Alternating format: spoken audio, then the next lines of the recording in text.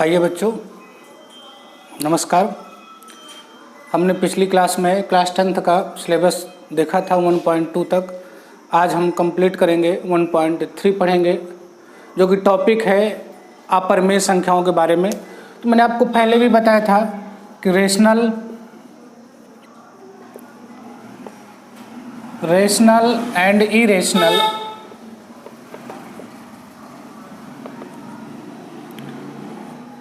परिमेय और अपरिमेय संख्याएं। तो परिमेय क्या होती हैं? ऐसी संख्याएं जो P अपान Q के रूप में लिखी हों, ऐसी संख्याएं जो P अपान Q के रूप में हो और Q नॉट इक्वल 0 हो और P and Q are integers होने चाहिए। इनको पूर्णांक, इन दोनों को क्या होना चाहिए? पूर्णांक होना चाहिए। Q अर्थात जो हर है वो क्या होना चाहिए? नॉट इक्वल 0 नहीं होना चाहिए। इरेशनल नंबर ऐसी संख्याएं जो P अपान Q के रूप में ना लिखी जा सके। ठीक, जो ऐसी संख्याएं जो P अपान Q के रूप में ना लिखी जा सके उन्हें हम क्या कहते हैं? अपरिमेय संख्याएं। और दूसरी बात, जैसे √2, √3, √5, √8, यदि इनका स्क्वायर रूट निकाला जाए और दशमलव के बाद वो रिपीट होना संख्याएं चालू हो जाए तो ये भी क्या कहलाएंगी? अपरिमेय संख्याएं कहलाएंगी। ठीक, तो ऐसी संख्याओं को हम क्या कहते हैं? अपरिमेय संख्याएं कहते हैं, जो P अपान Q के रूप में ना हो और यदि उनका स्क्वायर रूट निकाला जाए और पूर्णांक के रूप में ना हो और दशमलव के बाद वो संख्याओं का भाग जाता मतलब डिवाइड होता ही रहे, तो ऐसी संख्याओं को हम अपरिमेय में श्रेणी में रख देते हैं। 1.3 का पहला क्वेश्चन है, दिखाना है कि √5 एक अपरिमेय संख्या है। तो हम मान के चलेंगे कि √5 एक परिमेय संख्या है। मान के क्या चलेंगे? हम मान लेंगे, हम क्या मानेंगे? माना, पहला सवाल है इसका, माना √5 एक परिमेय संख्या है, एक परिमेय संख्या है। हमने क्या कहा कि ये परिमेय संख्या है। √5 एक क्या है? परिमेय संख्या है और परिमेय संख्या P अपान Q के रूप के होती है। तो जब √5 एक परिमेय संख्या है तो ये किस रूप की होनी चाहिए? P अपान Q के रूप की। किस रूप में होनी चाहिए? P अपान Q के रूप में। तो हम इसको लिख देंगे अब, √5 इक्वल P अपान Q। ठीक, जहां P तथा Q पूर्णांक हैं और P तथा Q सहअभाज्य हैं। क्या है ये? सहअभाज्य हैं या इनका उभयनिष्ठ गुणनखंड ओनली 1 है, को प्राइम। ठीक है ना, को प्राइम फैक्टर है ये, सहअभाज्य गुणनखंड। ठीक है, या तो सहअभाज्य संख्या है और सहअभाज्य संख्या में क्या होता है? उनका जो कॉमन फैक्टर होता है वो 1 होता है। अर्थात P और Q का यदि HCF निकाला जाए तो HCF ओनली 1 आना चाहिए। क्या आना चाहिए? HCF ओनली 1 आना चाहिए। ठीक, ऐसी संख्याओं को हम सहअभाज्य कह देते हैं। या P तथा Q को कह सकते हैं कि इनमें उभयनिष्ठ गुणनखंड कॉमन फैक्टर ओनली 1 है। ठीक, अब देखने इक्वेशन फर्स्ट को हम क्या करते हैं? दोनों तरफ स्क्वायर करवा देते हैं। तो √5 समीकरण 1 का दोनों तरफ वर्ग करने पर, तो जब वर्ग करेंगे तो क्या हो जाएगा? √5 का whole of square equal P upon Q का होल ऑफ स्क्वायर। तो 5 इक्वल हो जाएगा P square upon Q square. ठीक, ये आपका आ गया 5 equal P square upon Q square आ गया। ओके, इसके आगे यहां सब लिख दीजिए इसको।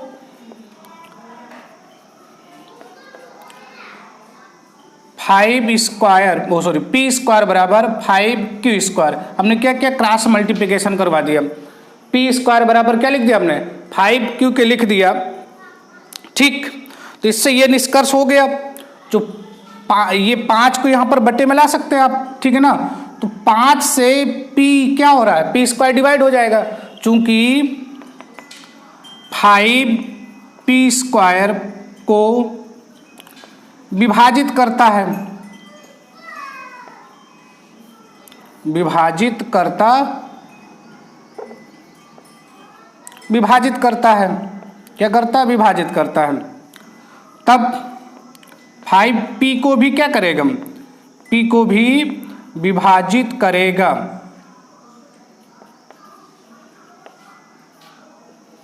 विभाजित करेगा। ठीक,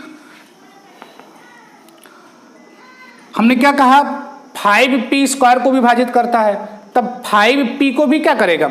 विभाजित करेगा। अब हम क्या करेंगे बेटा, यहां पर दूसरे चीज मान के चलेंगे। अब लेट क्या करेंगे? अब इसको हम मान के यहां से चलेंगे। अब पुनः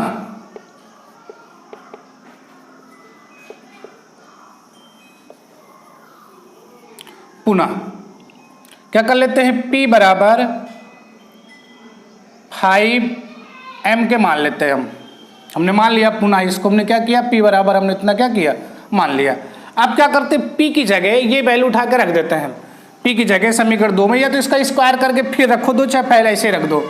तो 5m का होल ऑफ स्क्वायर बराबर 5q²। तो यहाँ पर 25m² इक्वल हो जाएगा 5q²। 5 जो 25, तो 5m² इक्वल क्या हो जाएगा? q²। तो यहाँ से m² बराबर आप क्या लिख सकते हो? q²/5 ऐसा लिख सकते हो। तो यहाँ से क्या क्लियर हो रहा है? 5 जो है q² को क्या कर रहा है? डिवाइड कर रहा है। 5 क्योंकि 5 q² को विभाजित करता है। किसको विभाजित करता है? q² को। तब ये 5 क्या करेगा? 5 q को भी क्या करेगा? विभाजित करेगा, विभाजित करेगा। 5 जो है q को भी क्या करेगा? विभाजित करेगा। 5 q² को विभाजित करता है, तो 5 q को भी क्या करेगा? देखो अब यहां पर हमने क्या कहा? p और q पूर्णांक है, लेकिन p तथा q एक सहअभाज्य संख्या है। कैसी है? सहअभाज्य संख्या है। और यहां पर क्या हो गया? p का भी, p जो है 5 से डिवाइड हो रहा है, यहां पर q भी क्या है? 5 से डिवाइड हो रहा है। चूंकि यहां पर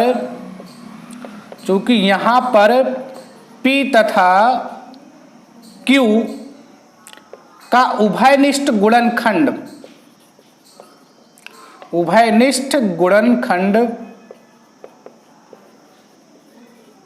5 है। क्या है ये? 5 है, जो कि हमारी संकल्पना के विरुद्ध है। जो हमारी संकल्पना के क्या है? विरुद्ध। यहाँ पर p तथा q का उभयनिष्ठ गुणनखंड क्या है? 5 है। और चूंकि हमने क्या मान के चले थे? p तथा q का p एक सहअभाज्य है, तो चूंकि p तथा q का HCF है इक्वल कितना है? 1 है। p तथा q का HCF क्या है? 1 है। तो अतः हमारी संकल्पना या परिकल्पना, हमारी परिकल्पना के विरुद्ध है। हमारी परिकल्पना के क्या है? ये विरुद्ध है। अब हमने क्या लेके चले थे? √p बराबर √5 बराबर क्या? p/q। और यहाँ पर क्या आ गया? और कहा था p तथा q का HCF क्या होना चाहिए? 1 होना चाहिए, लेकिन यहाँ HCF कितना आ गया? 5 आ गया। तो इसलिए हमारी जो परिकल्पना है वो क्या हो? गलत सिद्ध हो गई ना। तो अतः हमारी परिकल्पना के क्या है? विरुद्ध है। ये हमारी परिकल्पना का विरोधाभास है। अतः इसलिए √5 एक अपरिमेय संख्या है, एक अपरिमेय संख्या है। ठीक, हमने क्या लेके चले थे? √5 एक परिमेय संख्या हम मान के चले थे।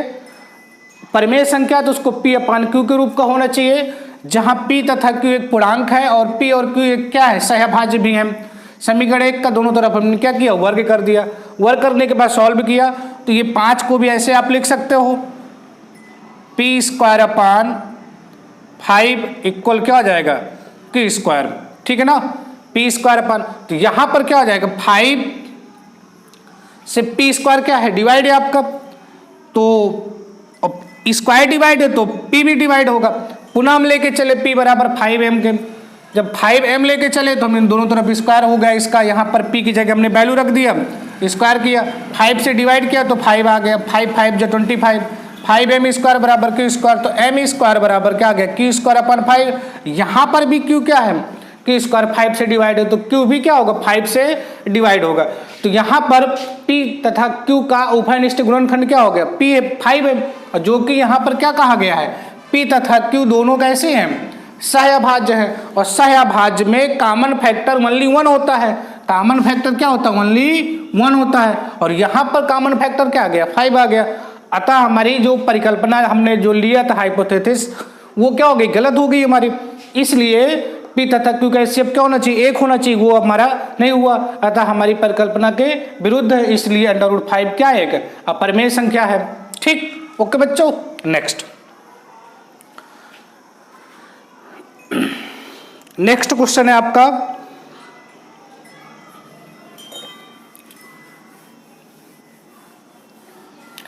3 + √5 एक अपरिमेय संख्या है। दूसरा सवाल है, कह रहा है 3 + √5 एक अपरिमेय संख्या है, सिद्ध करके दिखाना है आपको। ठीक, तो हम क्या करेंगे इसको भी मान के चलेंगे, क्या करेंगे इसको भी मान के चलेंगे। मान लेते हैं, दूसरा सवाल है आपका, माना 3 + √5 एक परिमेय संख्या है।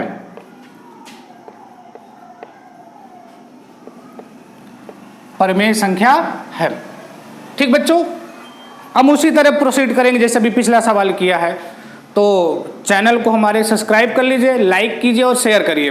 ठीक, और यहाँ से बोर्ड एग्जाम में अपरिमेय वाला √5, √7, √3, √2 या ऐसा कोई भी सवाल बोर्ड एग्जाम में एक क्वेश्चन श्योर आता ही आता है, हर साल पूछा जाता है 4 नंबर का, कभी कभी 2 नंबर का भी पूछ लेता है, 4 नंबर का भी पूछ लेता है। ठीक, तो यहाँ पर 3 + √5 एक परिमेय संख्या हमने मान लिया। जब मान लिया तब क्या हो जाएगा ये 3 + √5 = p/q। ठीक, इक्वेशन फर्स्ट, जहां p तथा q सहअभाज्य संख्याएं हैं। कैसी संख्याएं हैं? सहअभाज्य संख्याएं हैं। ठीक, और p तथा q दोनों तो इंटीजर है, ये आपके पहले से ये कहा गया है कि परिमेय है तो इंटीजर होना चाहिए। अब देखना नेक्स्ट यहाँ पर क्या करते हैं, √5 = p/q - 3।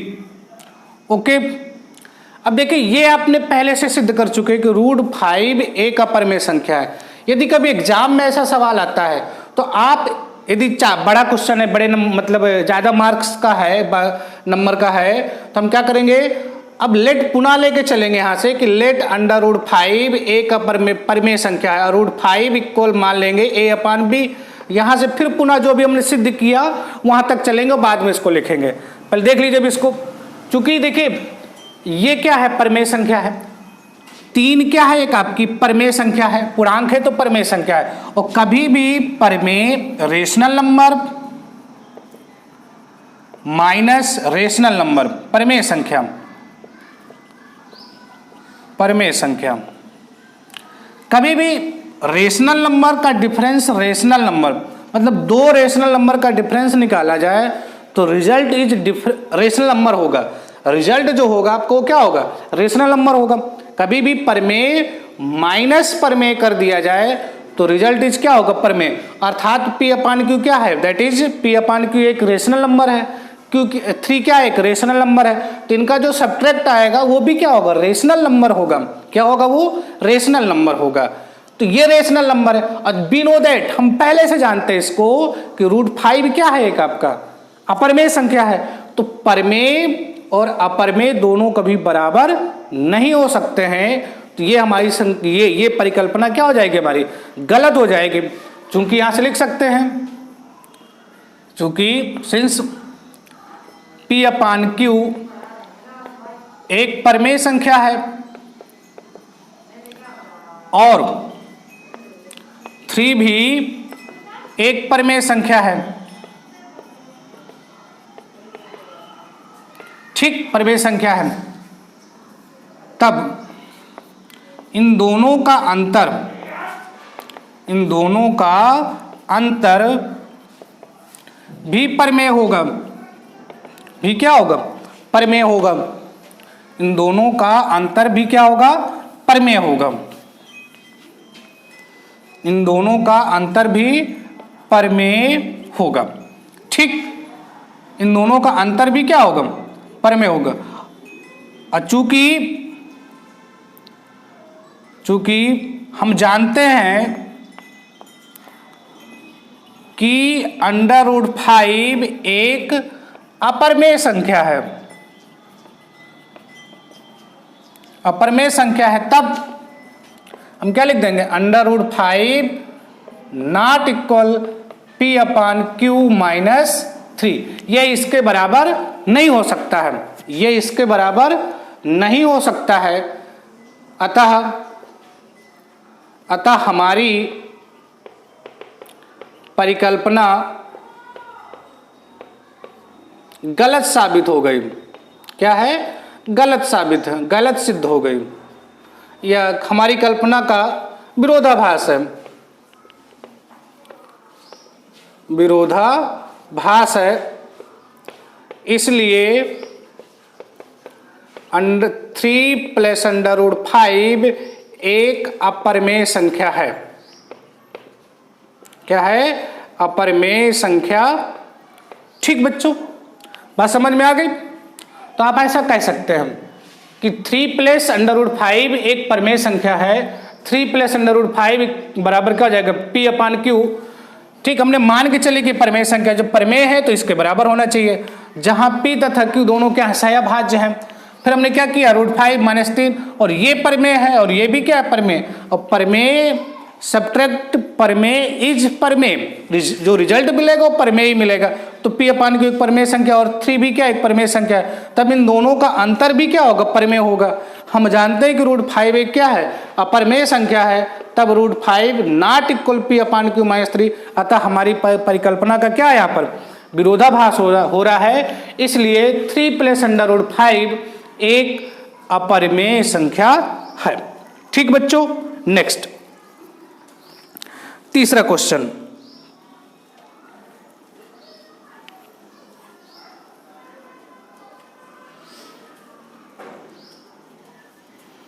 वन अपॉन √2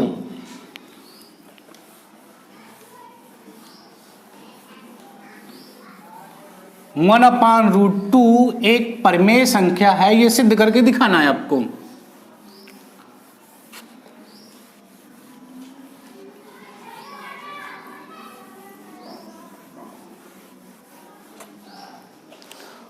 (1/√2) तीसरा क्वेश्चन दिया यहां पर 1/√2। तो मान लेते हैं कि माना √2 एक परिमेय संख्या है।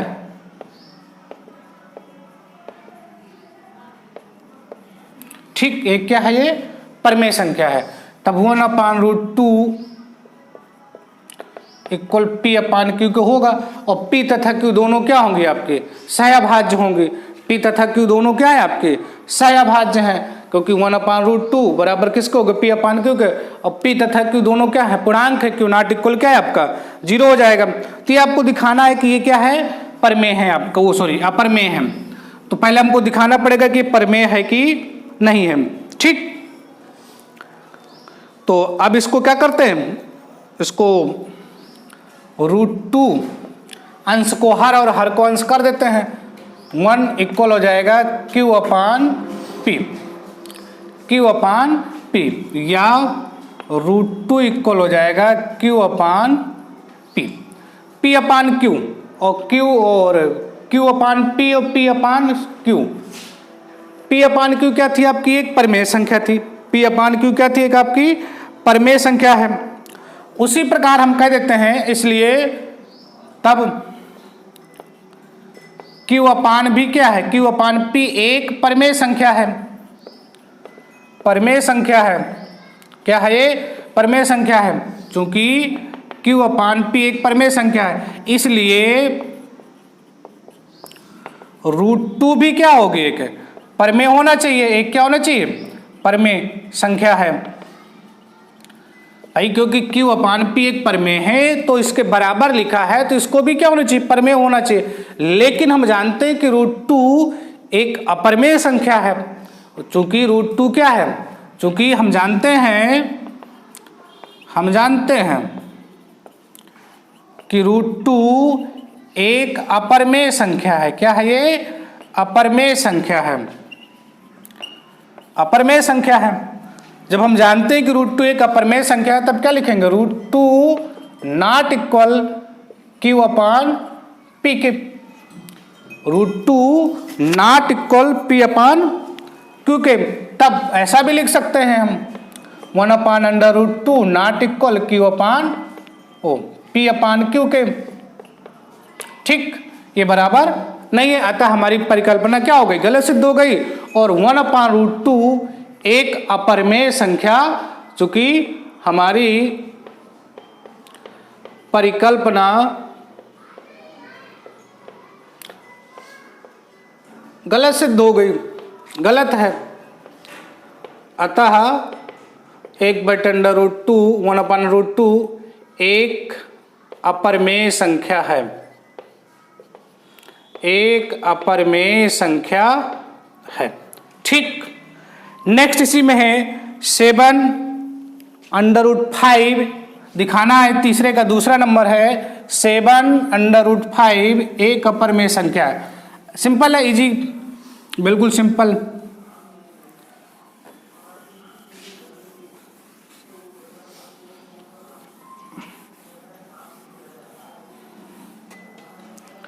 चलिए, तीसरे का दूसरा सवाल है,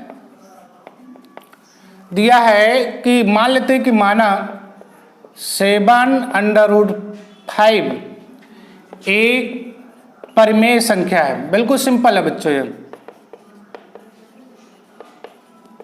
परमेय संख्या है। ये क्या है आपकी, एक परमेय संख्या है। तब क्या हो जाएगा, 7√5 इक्वल P अपान Q के। ये क्या हो जाएगा, P अपान Q के। जब P अपान Q, जहां P तथा Q नॉट इक्वल 0 है और P तथा Q का HCF कितना है, 1 है। ओके, अब यहां से हम क्या कर देते हैं, √5 P अपान Q 7 की वैसा लिख सकते हैं। ठीक, और बाकी अभी जैसे पहला सकते हो कि ये एक परमेय है और ये हम जानते हैं कि √5 क्या है, अपरमेय है। लेकिन यदि मतलब 1 नंबर 2 नंबर में आया तो ऐसा लिख सकते हैं 1-2 लाइन, लेकिन यदि 4 नंबर में आता तो क्या करना है आपको, ये √5 को दिखाना है कि अपरमेय है। तो हम पुनः लेके चलेंगे यहाँ से, लेट ऐसा लेके चलेंगे कि √5 एक क्या है, परमेय संख्या है, परमेय संख्या है। तब क्या करेंगे, √5 इक्वल A अपान B लिख देंगे, और A तथा B का HCF कितना हो जाएगा, 1। अब वो जो पहला सवाल हमने किया है, √5 एक अपरमेय संख्या दिखाना था, तो हमने क्या करेंगे, पहले सवाल जैसे पुनः इसको सॉल्व करेंगे और फिर लिख देंगे कि √5 क्या है, एक अपरमेय संख्या है, इसलिए 7 क्यों, क्योंकि परमेय और मल्टीप्लिकेशन अपरमेय, रिजल्ट क्या होता है, हमेशा अपरमेय का होता है।